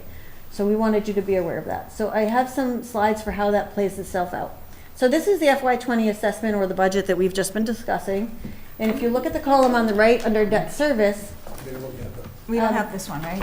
you do have, well, you had, this is in your book. Well, no, this actual particular slide is not, but the FY20 assessment, that whole chart is actually page 28 in your book. So the only difference is I drew a little arrow. So 28 in your book, if you look at the debt service slide, that should match what's up on the screen. The bottom line there, $567,178, that is the debt payment that is in the FY20 assessment. There's two pieces of debt that are in that number. One is the major project that was done in 04-05, and one is the roof project from the 2014 roof project. So that's those two pieces of debt that are lumped into that column. And FY20 assessment is the last year, the final payment of the 2014 roof project. So how that pans itself out, the final payment for the roof was $154,027 spread over those 8 towns based on enrollment. We did go out to our bond consultant and ask, this is hard, everybody asks for these numbers. This is today. So at today's interest rates, at today's enrollment, this number could move because of those two factors, but this is what it would look like. So the new roof project, if it comes in where it's projected to come in, a 20-year bond would cost $161,069 for the first year payment. So if you were going to do a comparison in your mind of, in FY20, you paid $154,027 for roof. In FY21, 20-year bond, you pay $161,069. The overall increase in debt service for that would be $7,042 spread over the 8 towns based on enrollment. Does that make sense, what I'm trying to explain there? Yes. Okay. So again, we haven't made decisions regarding 20-year bond, 15-year bond, 10-year bond, but we're looking at this very closely. Your representatives will have to take a vote on how we would do this. But at the end of the day, you can see how we've timed it the way we have and why we timed it the way we did, because again, the debt service should not change that much to the towns. And we'll be able to get this significant project done. I should mention the principals also let I it want to down. ask a kind of odd question, and I'm sorry this question is coming from me. Oh, it's never good when you preface it like that. When you were figuring this out, at any time, did you think about using any funds from the stabilization fund? For the roof? To offset, so what's happening here is the state's paying 55%. Yep. Excellent. And the towns are gonna pay 45, right? Mm-hmm. So, at any time, you consider maybe taking, I would ask, reducing the burden to the town by taking, not all of your obviously not all, but some money out of the stabilization fund to go towards this project. Well, Because originally, I'm just gonna say this, back in 2010, when you had a stabilization fund, the very sentence that was used at town meeting was, Well, we should have a stabilization fund in case we ever need a new roof. I think that If was an something emergency fails, status. It's emergency. So, I'm just asking the question. so it's, no, it's an Yeah, excellent, money. it's an excellent question, and like the town of Chelmsford has done, we have done this, or contracted. Even though we have many people who have expertise in actually roofing and safety and construction, we don't actually have the expertise in-house to do the architectural engineering facilities study. So like the town of Chelmsford, we contracted it. We still haven't gotten that study. We still don't know what the whole picture is. We still don't know what's happening with the sprinkler system, which could I be, do. I can give an update on that, and it's not pretty. okay? So there's still unknowns and there's still problems that need to be dealt with in our 50-year-old building. I would Is it- risk, So it's safe to say that That'd be the, my question. it's safe to say that the use of the bond premium per year is approached in concert with the fact that there may be other more pressing concerns that'll pop up in the Yes. near future? Yes. yes. That you'll tap into maybe the stabilization fund? And again, if something happens mid-year, so the difference is, if something happens to your one of your public schools in the middle of the school year, go to the town finds the money, the town fixes it. If it happens to a regional school, You have to go to we all have to go to towns. all 8 towns. No, I Yeah. totally Yes, understand. yep. So again, I think it's a philosophical issue. What's the point of a stabilization fund? The point of a stabilization fund is not to fund your typical capital projects. A roof, in my opinion, and I apologize, I probably wasn't the one that made that statement. No, I'm positive that you were not. But, you know, in my mind, a roof is something you should be planning for. And ultimately, any planned capital expense on Nashoba Tech's property is the responsibility of Chelmsford along with the 7 other towns. If I may interject, these roofs were not allowed under the last roof repair because this MSP has ruled that it hadn't got to their time yet. And I can't speak for the whole, And it's their time. sorry, Mr. Mayor, I can't speak for the whole committee how we would handle problems as they come up. To have But, Chelmsford you specific know, numbers. Dr. Pigeon's right, a capital project should be a capital project. Oh, I have it. But this roof project, we're calling it the roof project, but it also handles doors and these cal walls that have no R value whatsoever. They might as well be paper.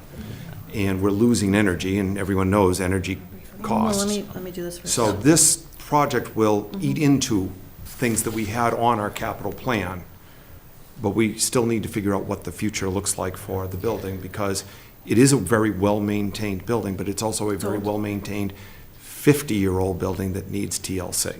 So, can I ask, for clarification, for people that don't know how the Fast Track MSBA works, can you explain who has to fund what and how the reimbursement process works? Who has to fund what? At what time? Okay. So, is it the whole $3 million right away that needs to be paid to the contractors? You get reimbursed after the project's done? Once we or- receive, I'll let you answer. Okay, so the rules with the MSP, they have a new program now. That was the way I think it was originally. Yep. Now you bill as you go. You can, as soon as you reach a $50,000 amount, you can draw down from the MSBA funds. And then at the same time, we kind of keep doing that, and at the same time, we do the bonding, and when the bond, try to kind of match them as we go. And do you have a projection for how long this project's going to take? So the goal and the reason we're trying to time it this way is so that we could do the work in July and August, so that it doesn't disrupt the education of the students. So that's the plan. If we go to our towns and we receive the approval over the course of this Springtown meeting, we would then be going out to bid very rapidly and moving forward with the project in July and August. And is there, I got more questions. Is there any indication how the school committee feels about which way they're going to bond this, whether they're going to be a 2010 or 10 or 15-year bonding? I'd like to, if you don't mind. Well, that's the answer, is we're going to list, we're going to take advice of experts. The only reason I say that is the last time we did the roof project, the project came in at It half did. what was projected. Yeah. And it was so, we only needed to come up with $750,000. At that point, we said, we're not going to bond it, we're gonna do 1-year note, so that's why it got paid off in the 5 years. Right. Okay, so you're waiting to see what the costs come in Yeah, on so the when bids for, And they'll be Got it. open. And we're the end of hoping the this month. bid will do the same, although we can't. Yeah, but I doubt we'll be that lucky again, We're but hoping. I got my fingers crossed. But I can rest assured, Mr. Clancy, that the committee, particularly the Facilities and Equipment Committee, the Budget and Finance Committee will be all over those numbers, as will the whole committee, with a lot of scrutiny.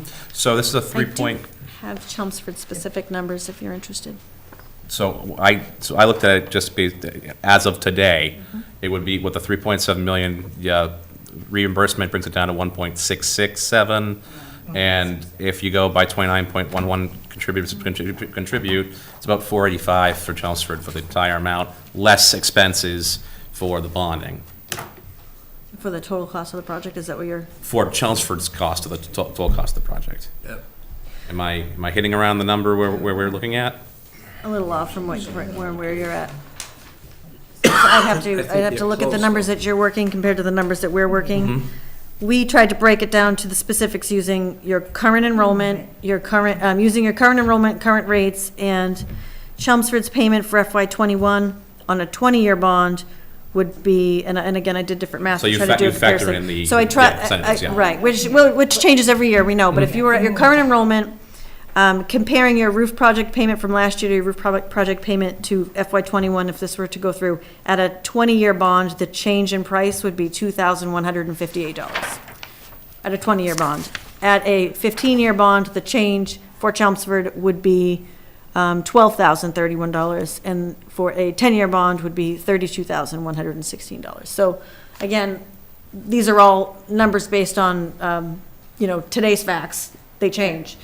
But to give you an understanding of the overall perspective, I think it does prove our point that we tried really hard to make sure this was a match with the previous debt. What was the 10-year number again?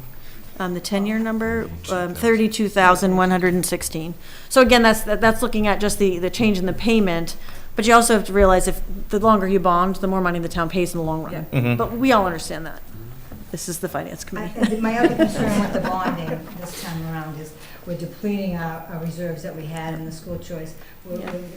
So we only have staples, we're gonna be at a lower number. I don't know.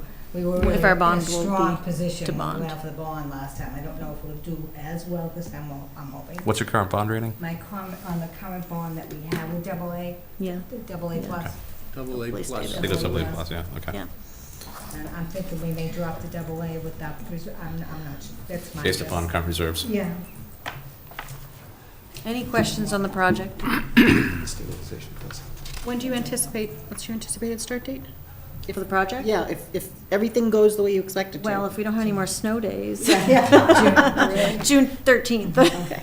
Well, we'll start bringing stuff in ahead. Oh, I know, Be ready to go, it was a bad joke. Oh, no, I appreciated it. Thank God we have a construction. Really thought we were gonna get away with nothing this year. I really did too, but I'll take one. Paul, would they be able to start that early? What's your last town meeting vote? What's the date of your last town meeting? May. May 13th, or How are May you gonna 12th. procure that? 13th. Yeah, we're gonna try really hard. How are you gonna procure it, award it, and have somebody mobilize I it? think we're. Yeah, that's I think- kinda my concern, too. Yeah, we're pushing hard. Okay, all right. I mean, all power to you if you get it done. I mean, We did it last time, I keep thinking we can do Yeah. it this time, so. Okay. We'll see. when's your bond council revaluation? Is that coming up in June or July? We haven't set that up yet, because she gave me the preliminary numbers and I haven't got back to it. Okay. That's like I think. All right. And this is, Won't know until I get that. Obviously, I'm yeah. sorry. And that's the end of March 20th. it is what you used to do for a living. Any other questions on the roof project? All right. Thank you very much. Okay, thank you. I would ask that if there's any other questions that do come up, please reach out to us. I can tell you that last year, I know there were additional questions that came up. And I don't know that I was consulted, so reach back out. We'll be happy to come back if you need us. We'll be voting either the 21st or the 28th, Okay? to let you know. It'll be posted usually 2 days beforehand. And when you're doing your voting, will it be on either date, or will it be posted that those are the days that you're having your discussion regarding it? It'll be the date that we're discussing voting. Will be on the It'll either be agenda. the 21st, 28th on the agenda. We have to Oh, they'll post be it. on both agendas. No, it depends on what we date can we get them done have. We're 21st. discussing later on our agenda today what the current schedule is. I was just So- asking because if I come back, I didn't know if I Yeah. needed to be here on both Yep. days, just in case. No, The we- time No, no. issue or. You'll know We're shooting based for on the agenda. 21st, but- Yeah. And we have public comment before and after we take our vote, so, Great, wonderful. Yep. Thank you so much. Thank you. thank you.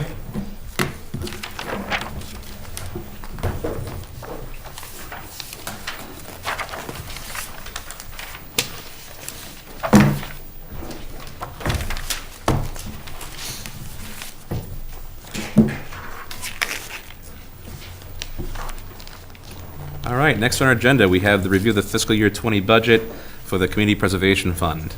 With us tonight is Linda Prescott, the chair of that committee. Glad I'm not the only one that might have to get up and walk up. No, good evening. I'm fine. You're going. No, I'm fine.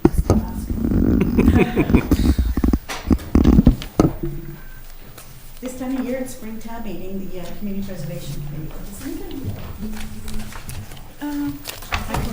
Take one, do you have enough? I made just a few extra. We should also have it emailed to us as well. Thank you very much. Yeah, Mhm. major. So this is springtime meeting, and we do what we call housekeeping. The Community Preservation Act is kind of complicated. It is a fund that's constantly revolving. Darlene and I sat down, quite often and look at the budget and we always have to, she has to work with what she anticipates coming in because the fund is refilled every quarter. And then we have our matching by the state. State yesterday afternoon released that this year in 2000. Do you have an extra copy? Yes. Thank you. In this year, they're anticipating that our match is going to be about just over 11%. Now, they always say that in the spring and manage to work it out more in the fall. Oh, But, it is what it is. So what we're asking for right now, what we plan on doing at town meeting, is to put the money into our three basic, what we call buckets: open space, historical preservation, and affordable housing. This year, we feel we can put $100,000 into each one of those accounts.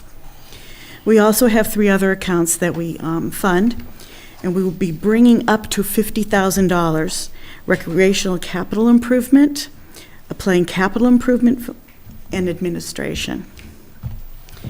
So it looks like, I think right now we have $1.7 million in the account, but a lot of that goes away June 30th with all of our bonds.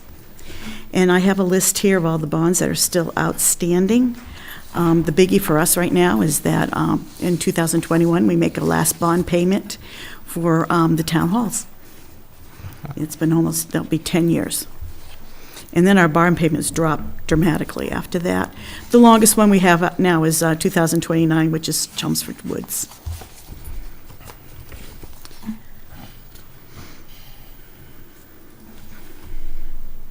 Darlene assures me that we'll be very healthy this year with about $700,000 in our reserve.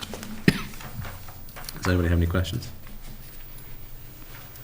Do the turf fields, how much do we get renting them out? I don't know. Did you get that chart from the school? Yeah, Yeah, yeah, we're just the funding And, source. that is part of their budget book. I just looked at that. Black, yeah. Yeah, I just looked at it today, and I'm sorry, I can't remember the number that they collected last year. They'll be in next week. It'll be next week. We'll see them We'll tomorrow. see 'em tomorrow. I just read that today, but sorry, I can't remember the number. 30 lashings, Kathy. Any other questions? All right. But the turf fields go to Spoke too soon. 2028, right? Is that how that lines up? They've got a long time for that still. Oh, yeah, that's still out there.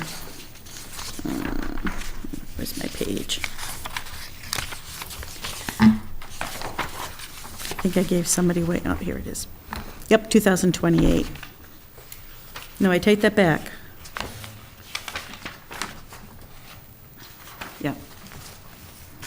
that's what it is.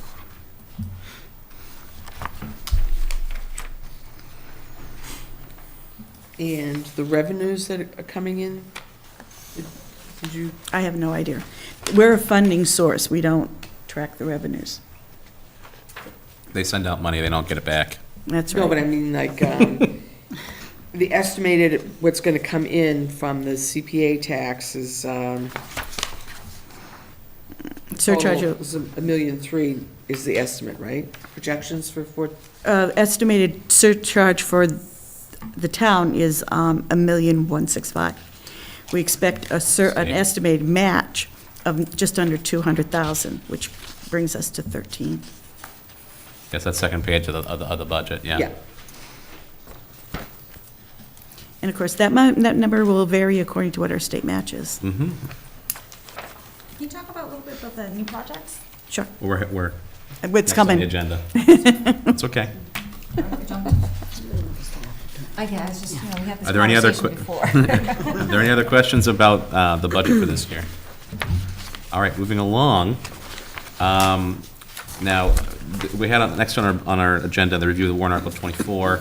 My understanding is that Evan has presented, but you haven't voted yet on this as a CPF. We haven't voted yet on the Historical Commission. On the facade and signage improvement Right, program. and there's a lot that has to be worked out yet. Mm-hmm. And also whether, actually, it's eligible for CPC funds. Ah, Yes. okay. So a lot of that has to be worked out. Evan is going to be at our meeting Tuesday night. That's next week. Yeah, it's a week, yeah, Yeah, this okay. coming Tuesday. All right. Yes, Evan said he'd probably be available to speak to us about it next week, or even the week after, so. Yep, yep. Okay, moving along to warrant article 25, it's the CPF Affordable Senior Housing at 86 Richardson Road. Yes, that's Brianna Lynn. Brianna Lynn is very familiar to the Community Preservation Committee. We have off and on through the years heard about it, and now the Affordable Housing has taken over. I guess they purchased the property. It's a really important piece of our affordable housing stock. We don't want to lose it because, we're just over our 10% now. So that's a good thing. Brianna Lynn is in really not good shape. The former owners just had financial problems and let a lot of things slide. So David's taking it over. It has actually been acquired? I believe it has been acquired. Okay. And Choice, which is the funding source that he works with, asked if we were willing to put up some money towards the project, and David asked for $75,000, which I was surprised. I thought it'd be more, but that's what he asked. I'm not gonna complain. If he thinks that's effective and appropriate, then Well, he's really good at taking a No. little bit of money and making it making it work, yeah. work very well, yeah. So, that's good. So that's, This is overwhelmingly supported by the CPF? oh yeah, this is part of what we do, for affordable housing, is providing him that startup money. Mm-hmm. And so, yes, we're very happy One to, of your 3 buckets? it's one of our 3 buckets, Yeah. which will be totally empty in June. We all, but I mean, if you could see the data, by June, July 1st, it's like 84 cents here, 79 cents there. So As long as they're not in the red. yeah. We've had a year where we were. Uh-huh. And there were no projects last year. Fortunately, there were no projects, but on the other hand, I know we both had John and Darlene at a meeting telling us we couldn't spend any money. I remember those discussions, yeah. So I guess we're pretty healthy. But that's what David has planned. And I sent you the PowerPoint. Yes, so No, it's I about didn't. 1 point, no, you didn't send us PowerPoint, you did send us the Yeah, application and all right. that supporting documentation for it. Yep. It looks like the overall cost of the entire project is that it's 2.28 Yes, the bottom line. million, yeah. Yeah. So 75 is coming from CPF funds, but there's 1.5 coming from the DHCD, and then the mortgage has been taken out for 710. So it's a substantial amount of work, it looks like it needs to be done, It's in a terrible condition, yeah. Really. 16 units, is it? yes. Okay. So it's very bad condition. Are So, they all occupied currently? no, not all of them, because some of them are unoccupiable. Oh, okay. That explains the 2.2. Yeah, and, so David does a great job. He'll bring that rate back up to where it should be. and he loves his senior citizens, so it'll be a wonderful place for them to live. Does he know how long he anticipates the work to take place? I don't know. You don't know, okay. Just wondering when it'll come online, I guess would be my question. I'll reach out to David and ask if he can just answer that. Any other questions? All right. Okay. Moving right along, we have the review of warrant article 26 for the CPF Farney Playground Tennis Court and Pickleball Court. Yeah, everybody loves Would that you like pickleball. would you like to explain to people what pickleball is? Pickleball is really, it's really hot right now, and it started down south. I became familiar with it up in Vermont. It is playing basically a tennis-type game with a court that's half the width but the same length. So basically, it's played in pairs, so you don't have to run back and forth, which is great for senior citizens. They love it. So that's a pickleball court. Paddles and wiffle ball, basically? Yeah. Yeah. So the only thing that we have here from you on that is just the one front page application. Yes. So the ask is 95,000? Is that accurate? Yes. What are the anticipated costs of this, and would you know? And Total cost of the project will be about 103,000. 103,000? And they're asking for 95. The remainder of this will come out of the DPW budget. Okay. So I know there are 2 tennis courts up there currently. Are they totally ripping those out and putting a new tennis court in, a new pickleball? Yeah. And are they putting just one pickleball if it's half the size? One pickleball. The way the plans are, there'll be 2 tennis courts and the pickleball court. They could just, the way it's shaped, and They can't fit 2 in? They can't squeeze in 2 pickles? I don't think so. You like pickleball that much, huh?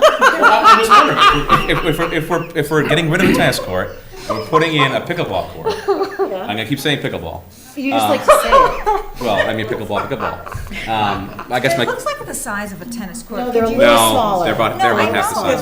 They're the length of one, but they're not the width. I've heard they can be as little as a quarter on shortened versions. I did my research on pickleball. Apparently. Well, that's what this one's gonna be. I guess my question is why, if we're doing all this work and redoing it, and it is going to be half the size, can they just not fit 2 of them in there, or Well, they still have the other tennis courts. we're putting 100? Well, they're getting rid of one, so they're keeping one tennis court and they're replacing one of the tennis courts with a pickleball court. But it looks like you could fit 2 pickleballs onto one, and it wouldn't be much of a difference in price. I've got parking in here, too.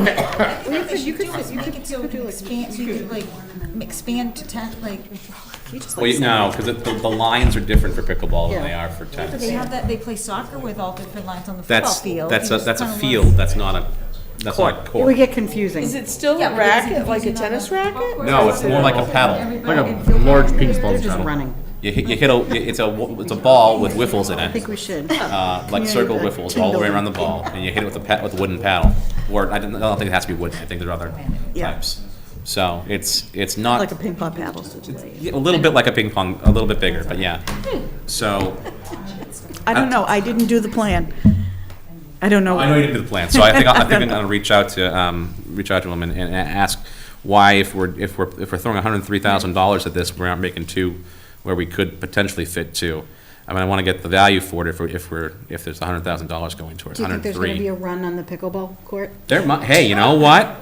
I'm just asking, the way I think you're it's gonna be making it very sound. popular. Yeah. It's growing in popularity. It's been popular in the 50-plus community, but it's slowly making its way down into younger ages. And if you build it, they will come. I want you to put that in finance. I will write that in the finance report. Make sure that's in the notes, Pam, so I can write it down. Thank you. Pam's like, I can't believe I'm writing this down. Can you quote that too? Because technically I'm ripping it off.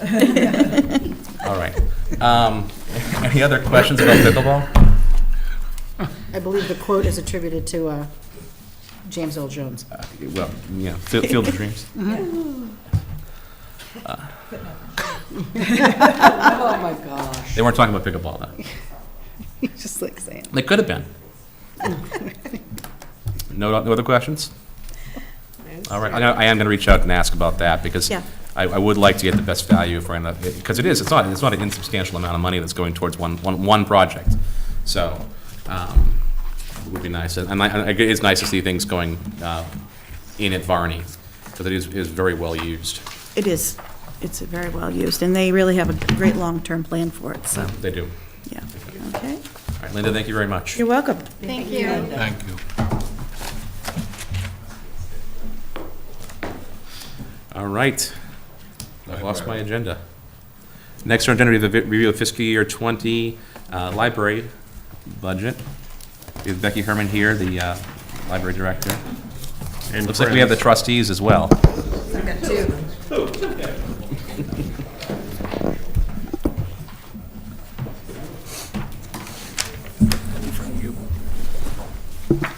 First thing I have to do though is give you your gifts. I think I have enough. Let's see. I have mine. That's right, you have yours. Oh, thank you, sir. Thank you. I don't know if anyone else had picked this up. We did 2 books this year for our One Book Chelmsford, and this was Yeah. the second one. And we're doing a viewing of the movie and some book discussions too along with it, so.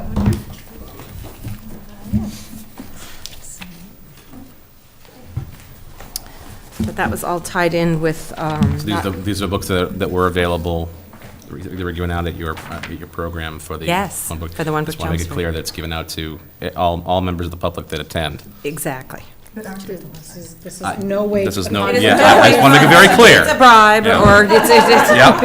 I'm not trying to It is under win $50 favor. for the year. I'm- However, I do want to make that clear. And you could always return it after you're done with it. And we could Right, return and it, then yes. somebody else could take it out if you want. Exactly. Or pass it on to another friend. This is my favorite budget.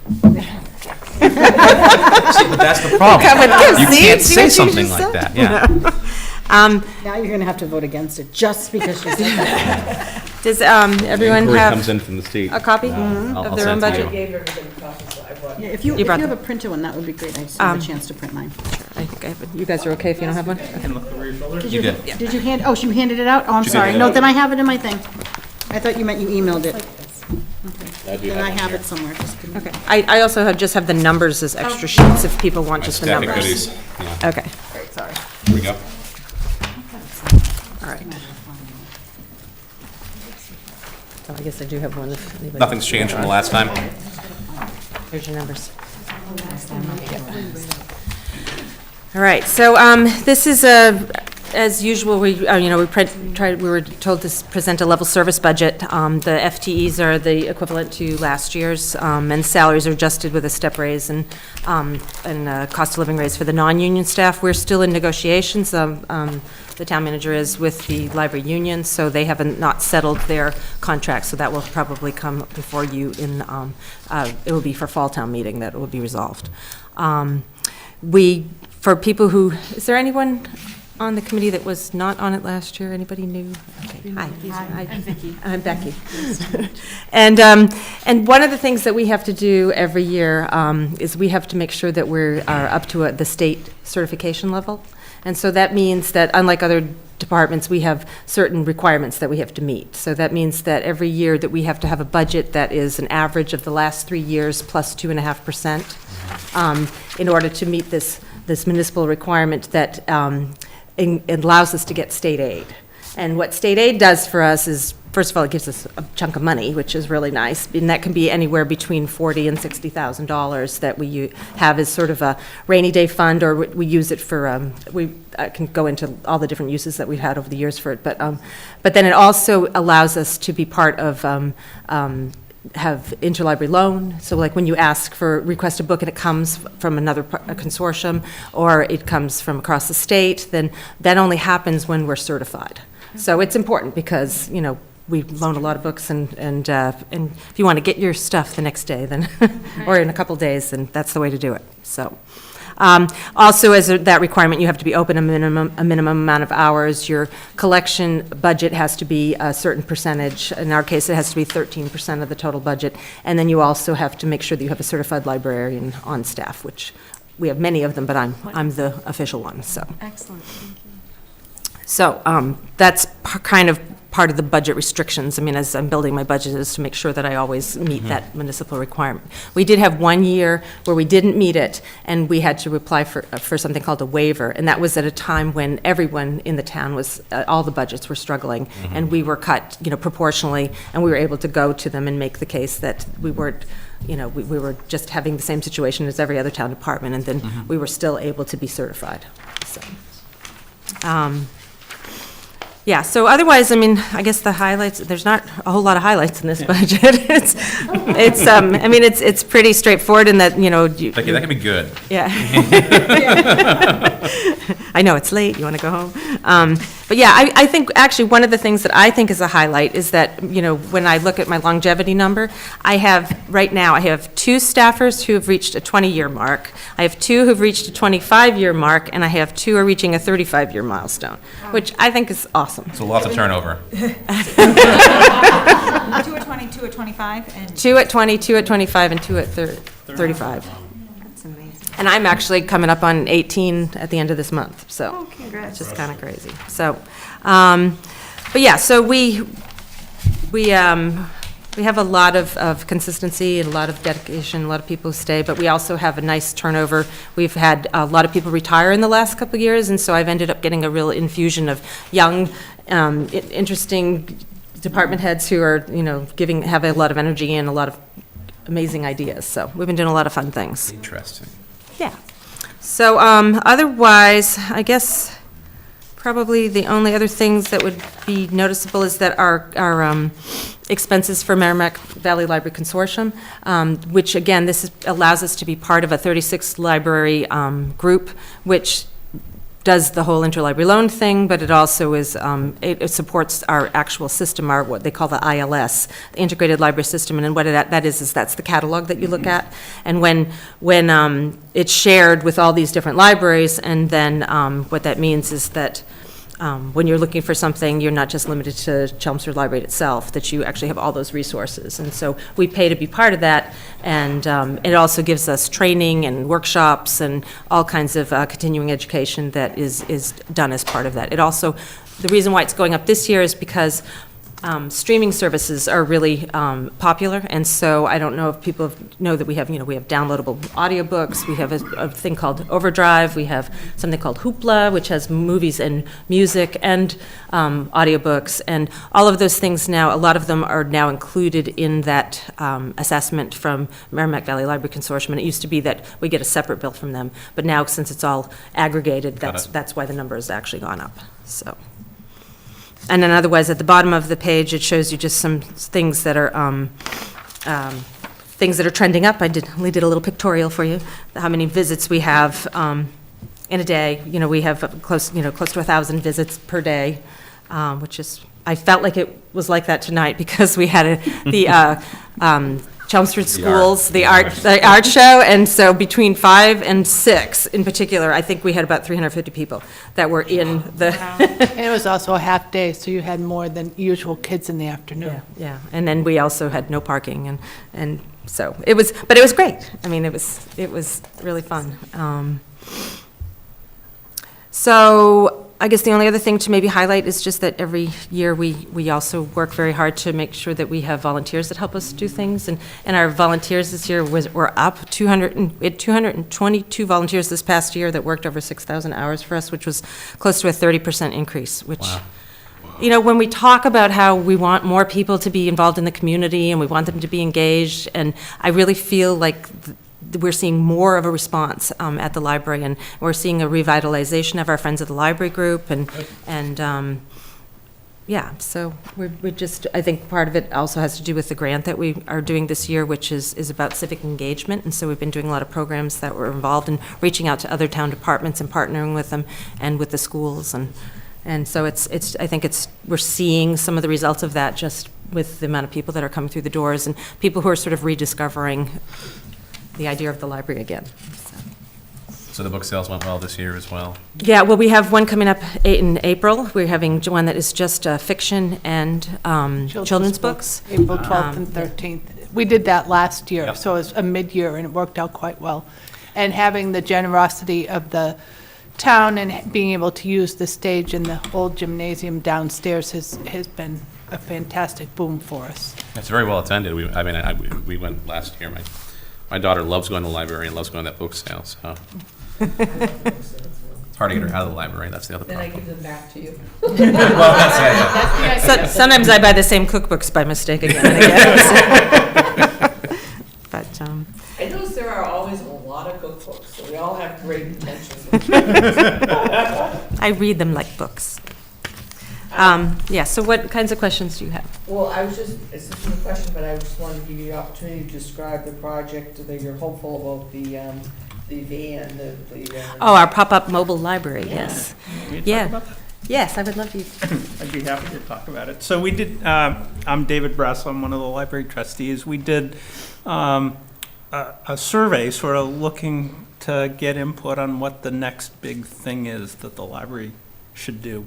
I think, as everybody's aware, we tackled this large project with the Scaboria Greenway and the construction of the carriage house, and felt like that was behind us. And two ideas kind of percolated to the top. There was a lot of interest in a maker space within the library, a place where people could use technology that they might not have available to them. But there was also this idea about bringing library services out to the community, particularly to places where people have some difficulty in getting to the library.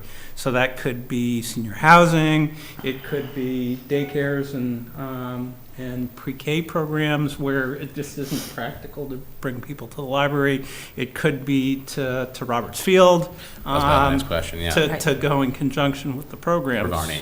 Right, Barney, it could be to Yeah, Hart to Hart Pond, it Pond. could be, yeah. So the idea that we developed is sort of this mobile library programming vehicle. It's not a bookmobile.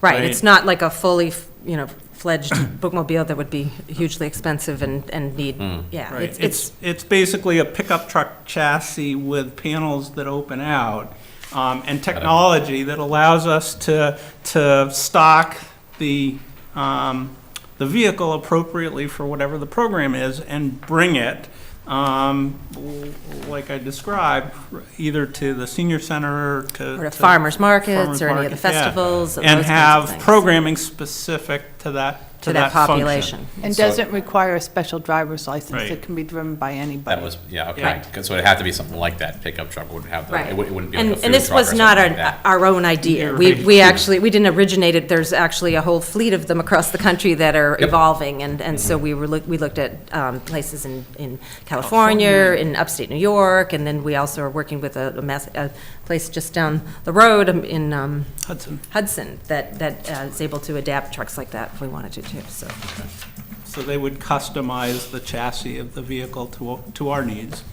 We're about almost halfway through the fundraising. We've set a target of $75,000, which would cover not only the initial purchase of the vehicle and customizing it, but also establish a fund for vehicle maintenance. Maintenance. It would, yeah, my concern is it's just how it would be constructed and where it would be garaged or stored, rather. Because I think, I don't think there's a space over at the library area where it could be garaged indoors. It would have to be. In the winter, it would be possible to do that. We actually have our library truck that goes into the carriage house right now. So that would go instead, or? Right. Okay, got it. Right. Got it. Yeah, so the carriage house Okay, has that's got good, okay. three bays, right? It was constructed with the intent that the space could be used Flexible. flexibly, Okay. so. So say you were at the farmer's market and I happened to be there, I could check out a book. Yeah, we have Mobile Circle already, actually. We are able to go to a farmer's market and have you check out stuff now. So, but yeah, so we would have that ability, and then we'd have an array of food-related and cookbooks and things like that would tie in crafts. A lot more options you'd be able to bring with you. Right. Right. Yeah. And how are you raising money, and if someone at home wanted to give you money, how would they go about it?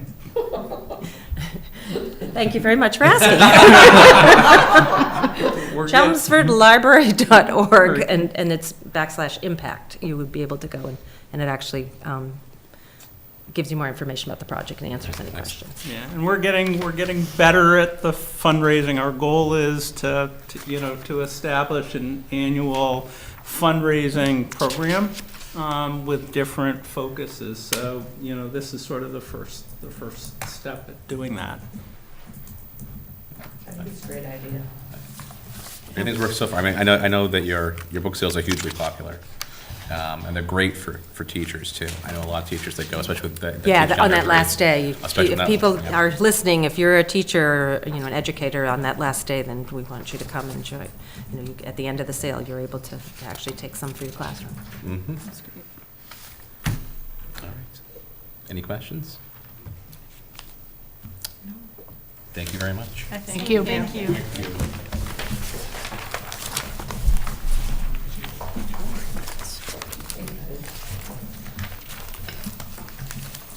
Next on our agenda is a review of the schedule for fiscal year 2020 budget review and hearings for the Springtown meeting, warrant article review and presentations.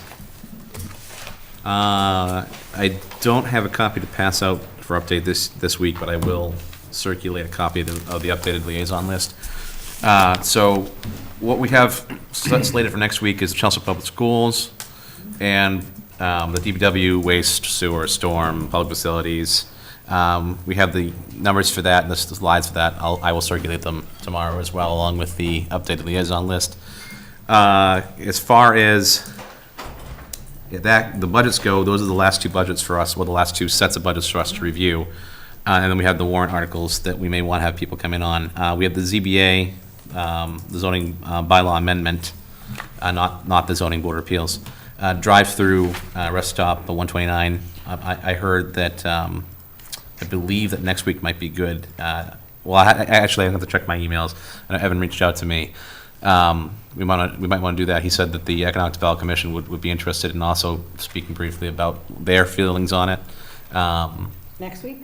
I have to check my email. He said one of the two, either next week or the week after, worked better. I can't remember which one it was, so I'll have to check and get back to you on that. I don't know, Paul, there are a couple that you would be dealing with specifically. Any amendments to the operating budget for fiscal year 19 or? Yeah, we still haven't pulled that together yet with Darlene yet, so I'm not sure when we'll have that. Okay, so it would probably be 2 weeks from now, probably not. Okay. Well, why don't we do this? I'll check on the zoning bylaw amendment and see if it's next week or the week after, and we'll have them come in based upon that. And then on the 21st, we'll do quickly the amendment to that. You don't expect any funding for collective bargaining agreements? Yeah. There's going to be no action on 12 and 13 for Progress Ave sewer pump station and for the sewer system infiltration system. It's good news, and Gary can elaborate on that next week. But they've been taken care of. If we can just briefly look at how, Paul, if you can just send us some information on the Forum Ice Rink and the golf course. I know they're basically self-sufficient. Yeah, Same funding all around. Okay, perfect. The increased funding for senior citizen property tax. I don't know if you want to talk about that at all, or. Yeah, whenever it's convenient for you. Okay, we'll lump that in together with the operating budget amendment on the 21st. That's fine. Okay, and then we're going to have Evan come in when they're ready for the facade and signage improvements. So whenever he comes in for that, I guess will be the same time as the zoning bylaw amendment. And then street acceptances will be next week, and that'll take care of our review. So theoretically, even if we do the couple of things we look at 21st, we should be able to vote on the 21st. Yeah. With what's relatively little lead time into it. So it'll give us some extra time and one less meeting, which I'm sure no one's going to complain about. I mean, if you want me to, I will, but I wasn't planning on it. I mean, I'm sure someone will complain. No, because it's not heavy. The 21st isn't going to be.